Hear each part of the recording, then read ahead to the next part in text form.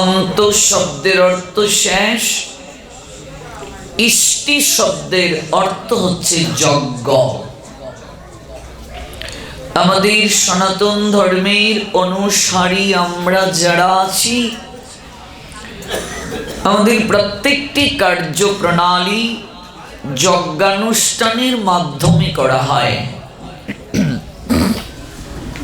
সেটি গর্ভধারণ থেকে শুরু করে নামকরণ, বিবাহ, এমনকি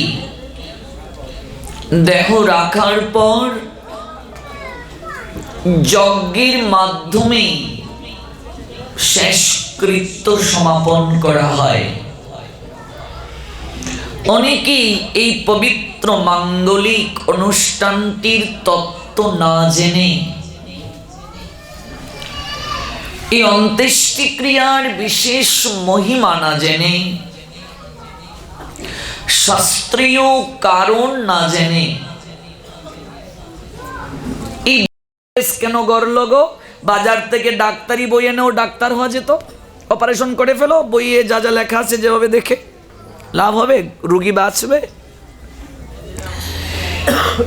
ভাগবতের টিকাগুলো পড়তে হবে। টিকা, শ্রীধর গোস্বামী পাদের টিকা যারা অনুসরণ করে না, ওরা কিচ্ছুটি বুঝবে না।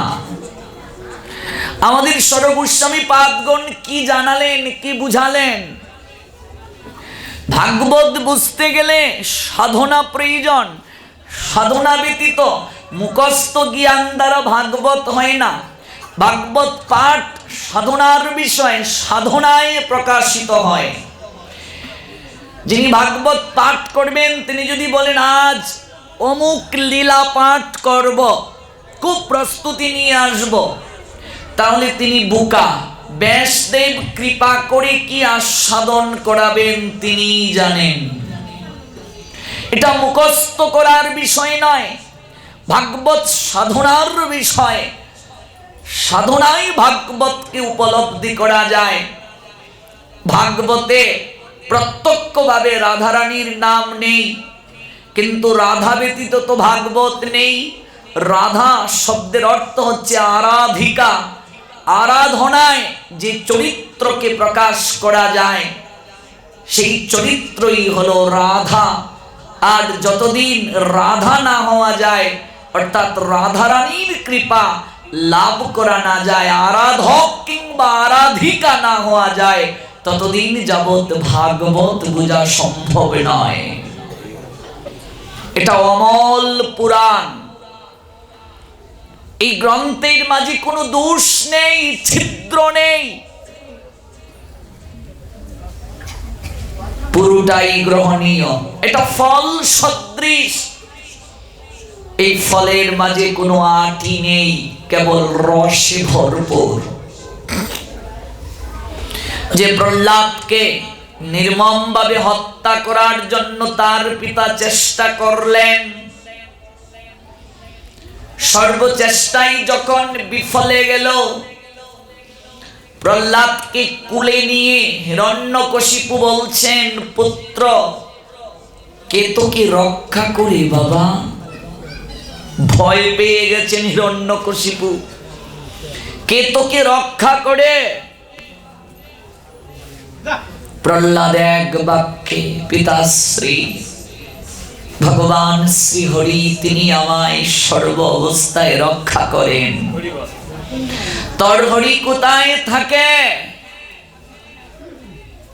তিনি সর্বত্র আছেন পিতাশ্রী। তিনি অনলে, অনিলে, নভুনিলে, সলিলে, তিনি বিটপি লতায়, তিনি জলদের গায়েও আছেন, তিনি তপনে আছেন, সর্বত্র আছেন। সর্বত্র তোর হরি যদি থেকে থাকে, তুই দেখতে পাচ্ছিস, আমি কেন দেখতে পাচ্ছি না? প্রহ্লাদ বলছেন, পিতাশ্রী আমার মতো করে তুমিও যেদিন ভগবান শ্রী হরিকে ভালোবাসতে পারবে, আমার মতো করে অনুরাগের নয়নে তুমিও যেদিন তাকে দর্শন করতে অভিলাষী হবে, সেদিন তুমিও সর্বত্র পদ্ম পলাশ লোচন হরিকে দর্শন করতে পারবে। তুমিও সর্বত্র সেদিন দর্শন করতে পারবে পদ্ম পলাশ লোচন ভগবান হরিকে, আমার মতো করে যেদিন তুমি তাকে ভালোবাসতে পারবে।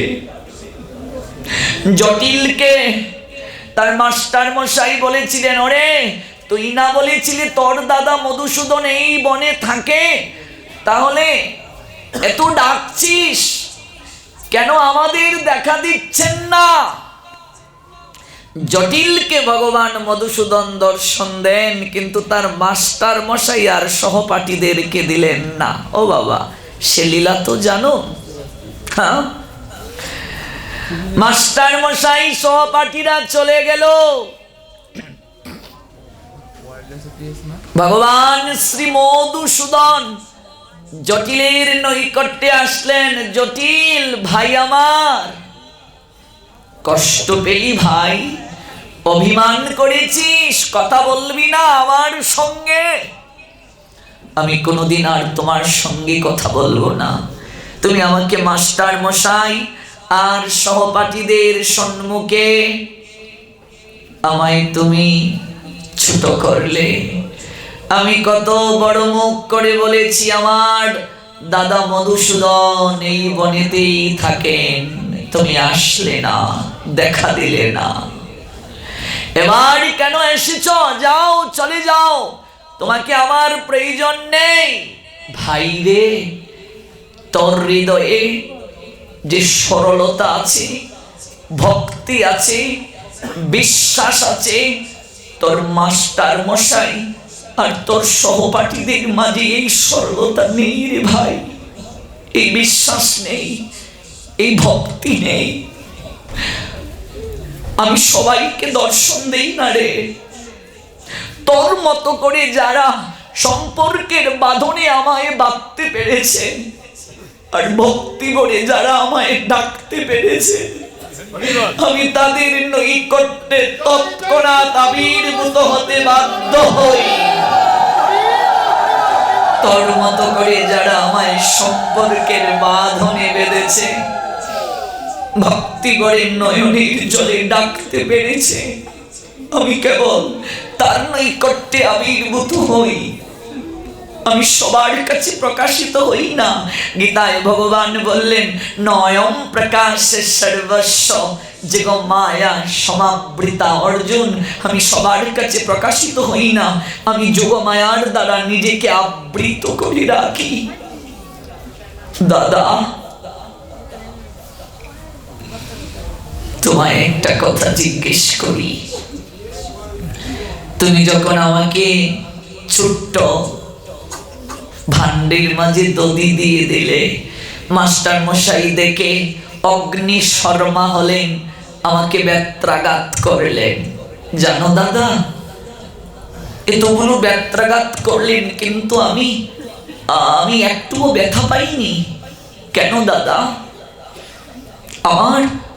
আমার গাত্রে ব্যথার সঞ্চার কেন হলো না?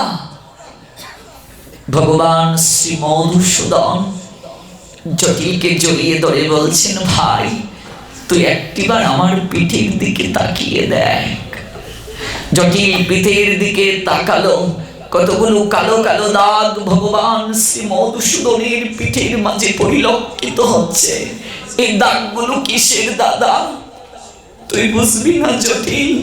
অনন্য চিন্তয়ন তোমাম যে জনা পর্যুপাসতে তেষাম নিত্যা অভিযুক্তা নাম যুগক্ষেমম বহাম্যহম। অনন্য চিত্তে পরিপূর্ণ ভক্তি সহকারে যে বা যারা আমার আরাধনা করে, আমাতে নিত্য অভিযুক্ত সেই সকল ভক্তের যুগ আর ক্ষেম দুটোকে আমি বহন করি। তার যা কিছু আছে আমি দেখাশোনা করে রাখি, তার যা কিছু নাই আমি নিজে বহন করে তার কুঠিরে পৌঁছে দেই। তোর মাস্টার মশাই তোকে মেরেছে, আর তুই মায়ের খেয়ে বারবার বলেছিস আমার দাদা মধুসূদন কখনো মিথ্যে কথা বলতে পারে না মাস্টার মশাই। এই দধি দিব্য দধি আপনি একবার সবাইকে দিয়ে দিন, একটুও কমবে না। তোর বদনে সর্বক্ষণ আমার নাম ছিল রে। ওরে আমার নাম যার বদনে থাকে তার সকল কিছুর ভার আমি বহন করি,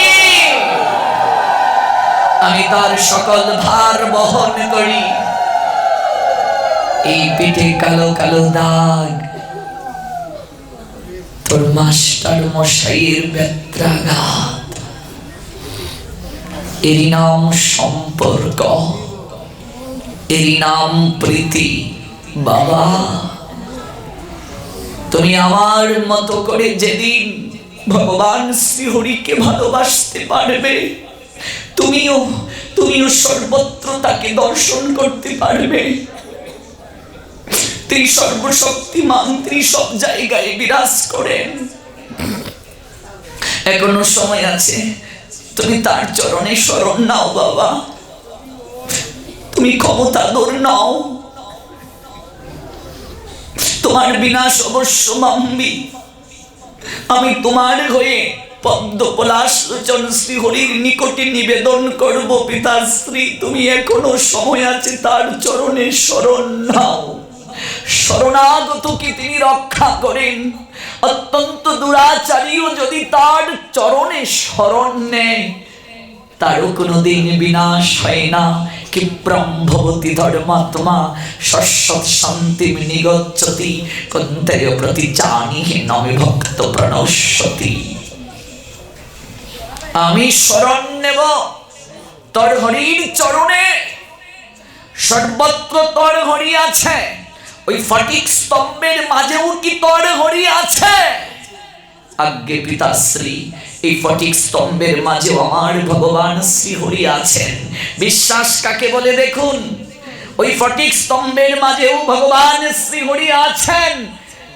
প্রহ্লাদের বিশ্বাস, আমার হরি যদি সর্বত্র থাকেন ওই স্তম্ভের মাঝেও আমার হরি আছেন। আমার প্রহ্লাদের মতো বিশ্বাস নেই, আমার ধ্রুবের মতো বিশ্বাস নেই। ফটিক স্তম্ভে তোর হরি আছে। মুষ্টি আঘাত করলেন গিয়ে হিরণ্যকশিপু ফটিক স্তম্ভের মাঝে। সেই ফটিক স্তম্ভ থেকে ভগবান নৃসিংহ রূপে আবির্ভূত হলেন। ওম উগ্রং বীরং মহাবিষ্ণুং জ্বলন্তং সর্বতোমুখং নৃসিংহ ভীষণং ভদ্রং মৃত্যুর্নমাম্যহম। ভগবান নৃসিংহ রূপে আবির্ভূত হলেন, হিরণ্যকশিপুকে বধ করলেন। হিরণ্যকশিপু, তুই নিজেকে অনেক বড় ক্ষমতাধর মনে করেছিস না? তোর দিনে মৃত্যু হবে না, রাতে মৃত্যু হবে না। এই বর প্রাপ্ত হয়েছিলে ব্রহ্মার নৈকট্যে। আমার ভক্ত তোকে বর প্রদান করেছে, আমি তাই আমার ভক্তকে অসম্মান করতে পারবো না। আমি তার বরকে অক্ষুণ্ণ রেখেই তোকে বধ করছি। দিনে মৃত্যু হবে না, রাতে মৃত্যু হবে না। আমি তোকে মারছি গোধূলি লগ্নে। এটা দিন নয়, রাত নয়, দিনার রাত্রির সন্ধিক্ষণ। বাইরে তোর মৃত্যু হবে না, তোর বর ছিল। আমি তোকে চৌকাটের সম্মুখে দণ্ড দিচ্ছি, এটা ঘর নয়, বাহির নয়। 12টা মাসের মাঝে তোর মৃত্যু হবে না, বর ছিল। আমি তোকে মল মাস অর্থাৎ পুরুষোত্তম মাসে হত্যা করছি। এটা 12 মাসের ভেতরে কখনো পড়ে না, এটা অধিমাস, অতিরিক্ত মাস। তুই বলেছিলে কোন দেবতা, অসুর, কিন্নর, দক্ষ, রাক্ষস, অপ্সরা, গন্ধর্ব, পশু পাখি, কীট পতঙ্গ, এমনকি মনুষ্য, কারো দ্বারা যেন তোর মৃত্যু না হয়। আমার দিকে তাকিয়ে দেখ, আমার রূপের দিকে নিরীক্ষণ কর। মিশ্র রূপ নিয়ে আমি তোর নিকটে এসেছি। আমি নয় মনুষ্য, আমি নয় পশু পাখি, কীট পতঙ্গ, আমি নই দেবতা। আমি মিশ্র রূপের উগ্র রূপ ধারণ করে তোকে দণ্ড দিতে এসেছি। তুই নিজেকে যতটা চালাক মনে করেছিস, একটিবারও ভাবলে না এই জগতে সকল কিছুই আমার থেকে সৃষ্টি।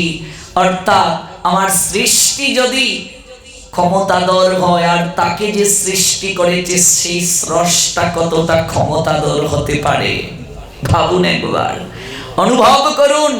রাস্তা দিয়ে একটা সুন্দরী মেয়ে যাচ্ছে, তাকে দেখে আমার অনুভব হয়ে যায়, আহা কত সুন্দরী, আকর্ষিত হয়ে যাই তার প্রতি।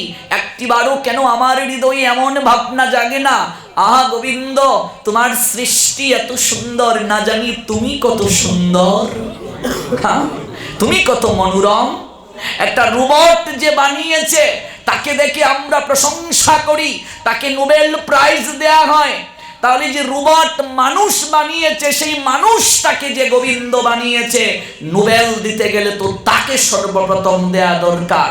ধন্যবাদ যদি দিতে হয়, কৃতজ্ঞতা যদি জ্ঞাপন করতে হয়, তাহলে তাকে দেয়া দরকার, কারণ তার দ্বারা মানুষ সৃষ্টি, আর মানুষ রোবটকে সৃষ্টি করেছে।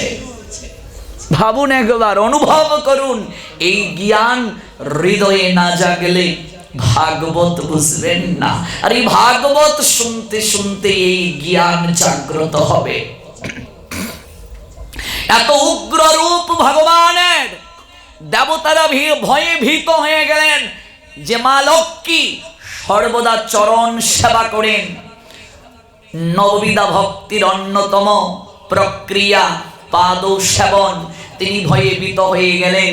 একমাত্র এই উগ্র রূপকে থামাতে পারেন ভক্ত, ভক্তই পারেন একমাত্র এই রূপকে থামিয়ে স্বীয় রূপে নিয়ে আসতে।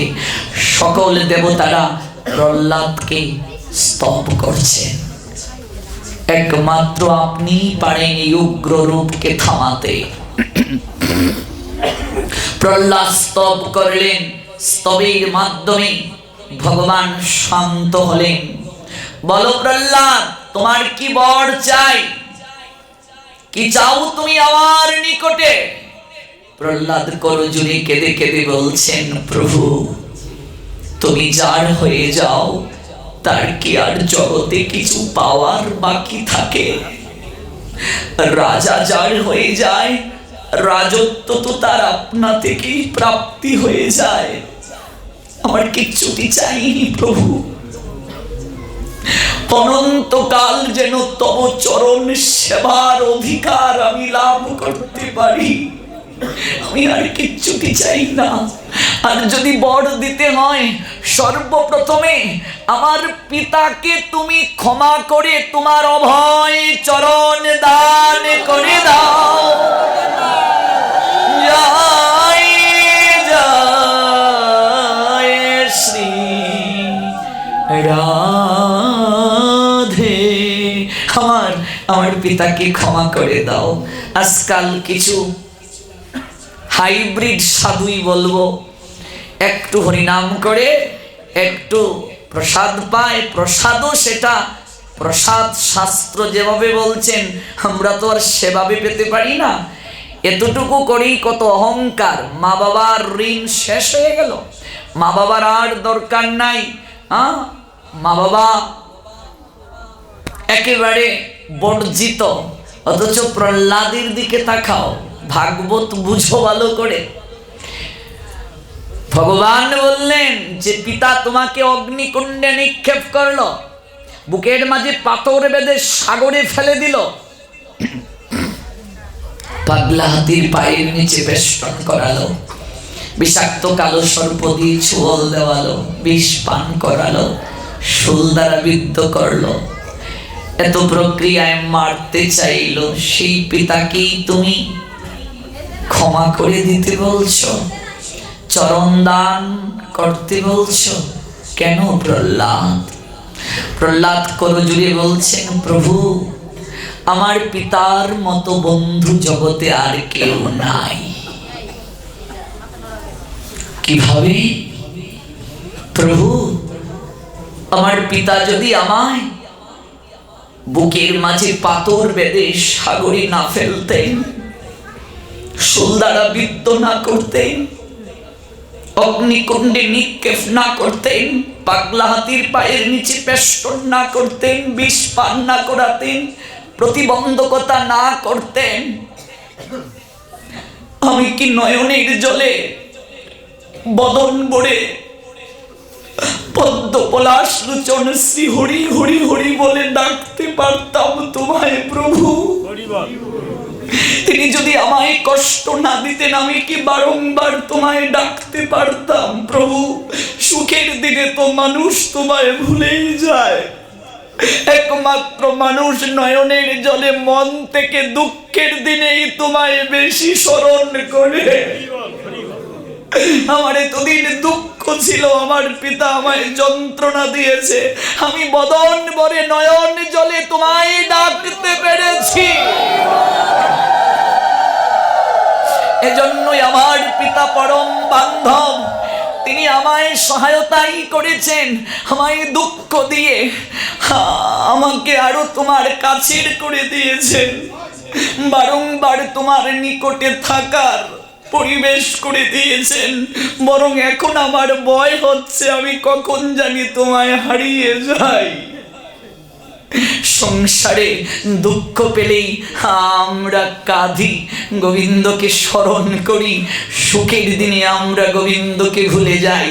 জগতে সাধক যারা, সাধিকা যারা, ওরা ভগবানের কাছে সুখের থেকে দুঃখই বেশি চেয়েছেন।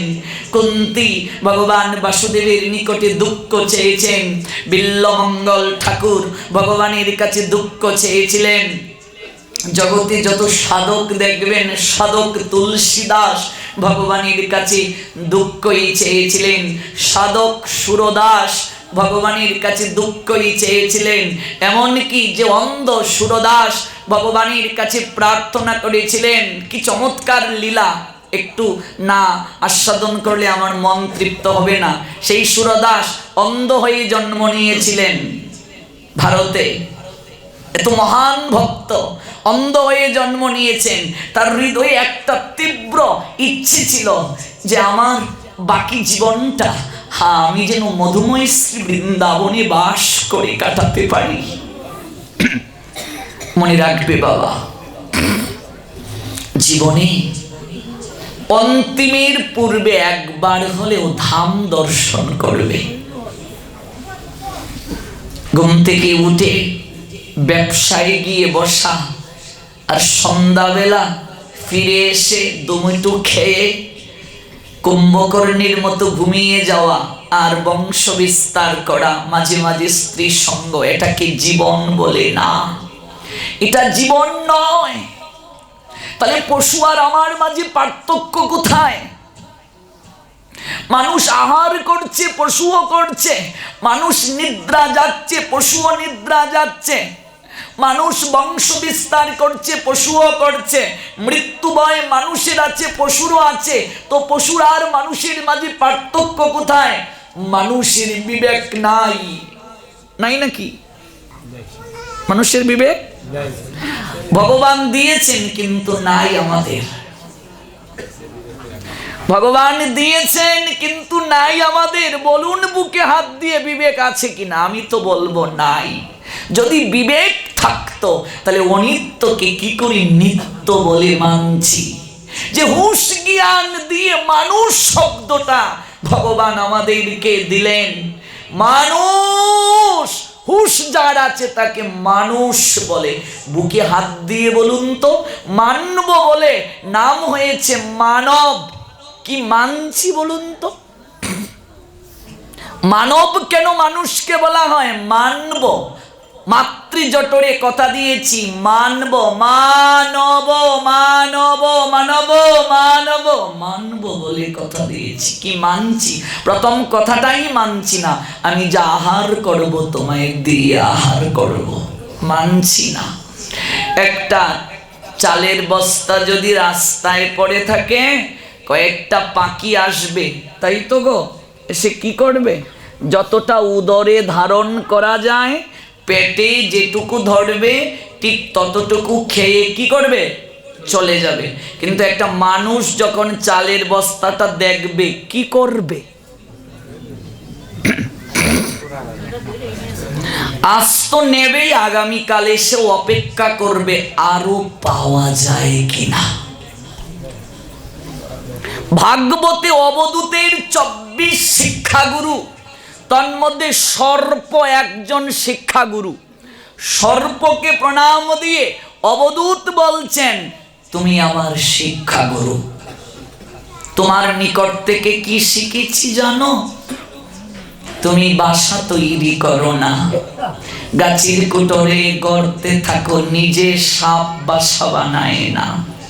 অথচ এই জগতে মানুষ তার জীবনের ইনকাম, সারা জীবনের ইনকাম দিয়ে বাসা তৈরি করে, অট্টালিকা তৈরি করে। সেই অট্টালিকায় সারা বাংলা এবং অপার বাংলা ঘুরে দেখলাম 99 অট্টালিকায় ভগবানের থাকার জায়গা কবুতরের বাক্স, গুরু বৈষ্ণবের থাকার জায়গা নাই। যে বাসা তৈরি করতে সারা জীবনের ইনকাম ইতি টানলো, সেই বাসাতেও তার থাকার অধিকার নাই। কত কষ্ট করে রে মন, কইরা আছো ঘর বাড়ি, আগুনে পুড়বে না মাথা, মারবে বাঁশের বাড়ি, রইল রে তোর সাধীর ঘর বাড়ি। সর্পকে প্রণাম দিয়ে বলছেন, তুমি বাসা তৈরি করো না। তাই বলে কি বাসা দরকার নাই? জগতে মাথা গুজার ঠাই প্রয়োজন আছে।